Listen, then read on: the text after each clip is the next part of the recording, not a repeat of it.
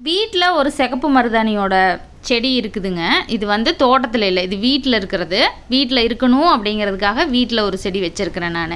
இந்த சிகப்பு மருதாணி வந்து ஃபஸ்ட்டு பூ பூக்கும்போது பார்த்திங்கன்னா கட்டிங்ஸ்லேருந்து வர்ற செடி தான் சீக்கிரமாக பூ பூக்கும்.